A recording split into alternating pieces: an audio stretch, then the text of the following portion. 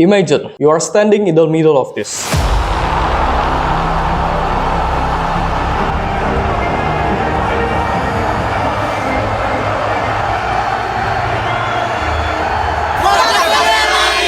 That's how the legendary team's fans cheers in every win. It's not just a team, but the heart of Formula One. A lot of fans are sacrificing his life just to be a Tifosi. Tifosi is an Italian term for a fan.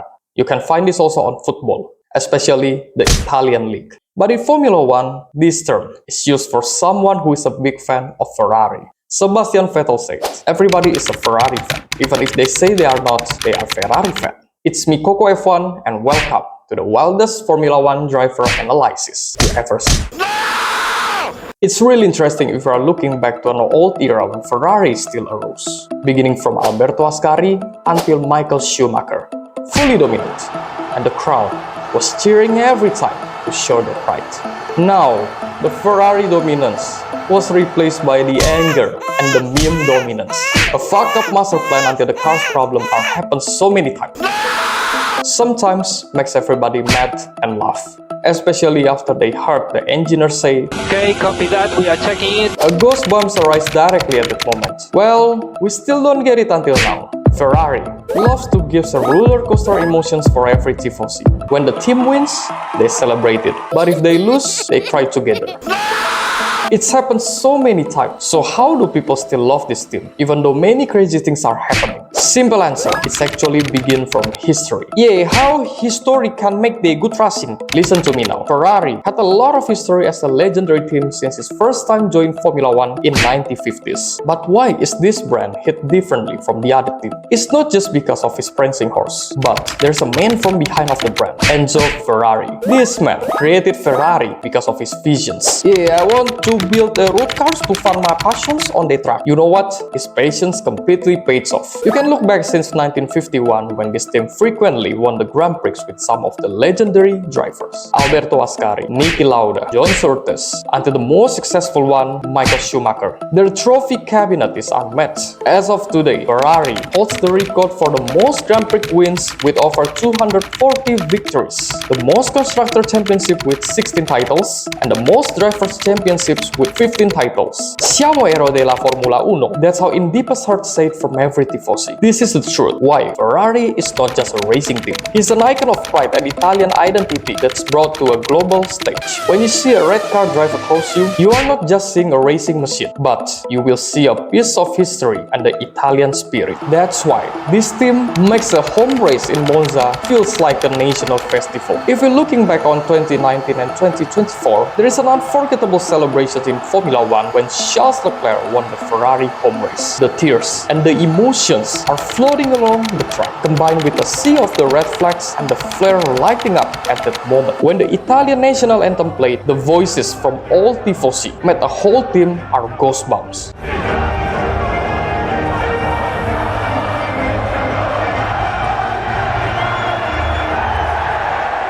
I repeat the last part. Sciamponti alla morte, l'Italia siamo, sì.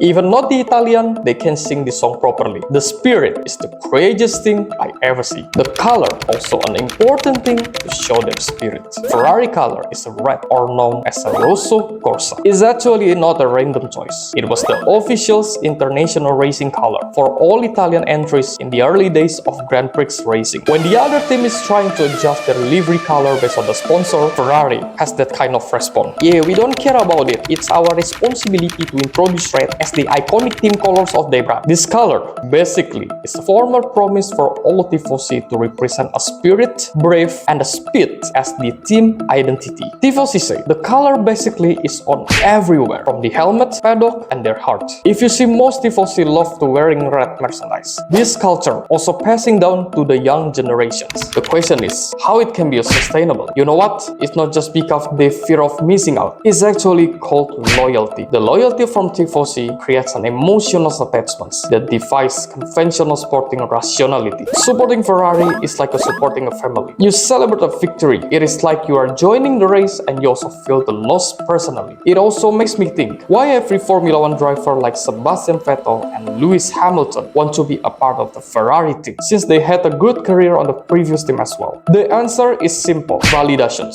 Driving for Ferrari is the ultimate test and the ultimate prize. It's not just about the winning, it's about winning in the red. It's the only job on in Formula 1 where you can be immortal. Vettel wants to be the next Schumacher, but Hamilton, knowing his career is complete, but he wants to chase the one legendary achievement he lacks. There is a winning the 8th World Championship with the Prancing Horse. Ferrari gives you a drama, passion, and romance no other team can match. A hope, make a million people sacrifice their sleeping time just to see the Prancing Horse return to the top.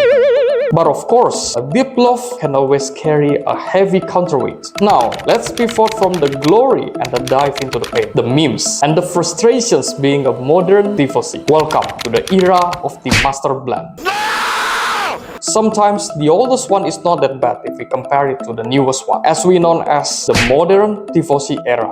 What do you mean? After the prime era of the Michael Schumacher, we can say this legendary team brought through the frustrations era. A lot of master plans, but it doesn't work anymore. Well, I can say fundamentally the team problem is the loss of trust from each of the team members. At the end, also create a miscommunications. A cycle of team coordinations actually begins from the team strategies. Then they give the feedback to the racing engineers. Then they share again to the team principal. The other teams actually do the same thing, but Ferrari again hits differently. They don't really trust each other, so it takes a long time to make a decisions, especially when they are telling the driver to pit.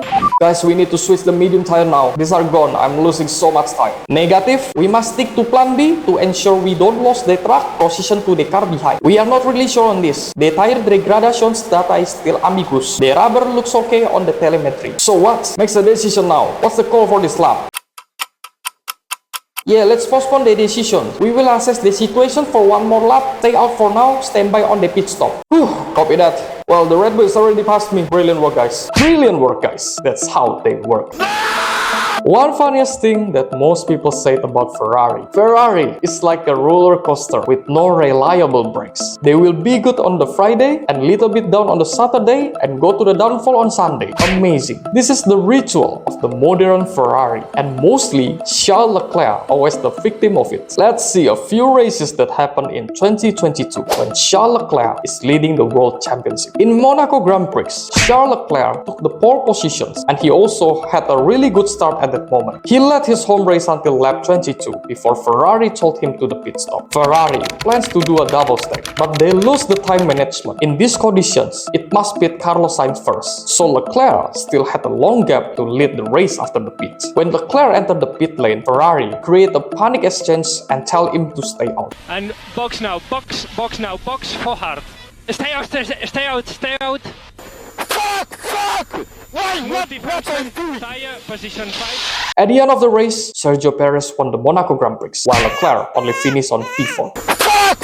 In Hungarian Grand Prix 2022, Leclerc was comfortably with medium tires. Suddenly again, Ferrari made the brilliant decisions to switch into the hard compound tire, which was known the car would have the possibility to lose the pace. The hard tire is basically used for hot weather to let the car stay at that positions for the long laps. But Ferrari used that in the cool conditions. Like what I said before, the car immediately lost the pace. Leclerc was easily overtaken and the team had to pit him again to get him off terrible hards. He finished P6, handling Max Verstappen an easy victory. In Belgian Grand Prix 2022, it's actually one of the stressful moments for Leclerc is on third qualifying, exactly the day before the race during the crucial battle for the grid positions. Here the chaos began. The Q3 tire blunder. The plan was clear. One fast run on use soft tire. Save the new ones for the final attempt. But in a moment of panic or miscommunications, the team mistakenly fit a new set of soft tires for the first run. Leclerc was quick notice and asking, Wait, what are these tires? Sorry, it's a mistake. If we are counting based on his estimated strategy point loss between races like Monaco, Silverstone, Hungary, and the others, Charles Leclerc have lost an estimated 25 to over 50 points due to poor strategy calls. It's considering he finished the season on 146 points behind the champion Max Verstappen. But in the strong second place, even an additional 50 points will have significantly intensified the title fight, especially in the first half of the season. Adding to the strategy were technical failures. Retirement from races like the Spanish Grand Prix and Azerbaijan Grand Prix, both while leading, cost him another estimate 50 points in race wins. When you tally up the cost of reliability around 50 points and the strategy up to 50 points too, Leclerc has total 100 plus lost points. This potential point is enough to completely change the shape of the championship. Max be like, simply lovely. Thanks Charles for the second championship. This isn't about a couple of the bad weekend. This is about a fundamental operational deficiency that dismantled a genuine title challenge. That's why the "we are checking" meme is more than a joke. It stands for a $100 million problems inside team. The car was fast enough, but the team was not. The tragedy of the lost point is only a half of the history. The other half is how the modern Tifosi reacts. Here's the expressions for the both sides. From the meme economy side, the Tifosi have channeled their perpetual frustrations into an art form. Instead of giving up, they've become the most active fan base in Formula One for satirical content. The image of the disappointed old man, the master blend blueprint, and the entire team wearing clown noses are shared 10,000 of times on the platform like Reddit and X. The second one is the loyalty above logic. Despite the continuous failure, the loyalty doesn't waver. In 2021 Formula One Global Fan Survey, Ferrari dropped from being the most popular team to the third, behind McLaren and Red Bull. For them, supporting Ferrari isn't about the Constructors Championship trophy. It's about the story, the drama, and the hope of redemption. The exact things no other team can sell. They don't have a new story, they just continue the old one. The master blend is the Tifosi way of coping. They laugh because they refuse to cry alone, and they stay because the potential for a perfect win. A true Tifosi win is too intoxicating to abandon. This brings us the biggest questions in Formula One right now. Lewis Hamilton, the most successful and analytical Formula One driver of all time, is putting his final chapter, his career validations, and the chance for record-breaking the 8th title. It's of course the biggest challenge is their own master plan. Will the Tifosi history patient finally redeem Hamilton and Leclerc, or will the weight of the Prancing Horse and the cursed master blend finally break him?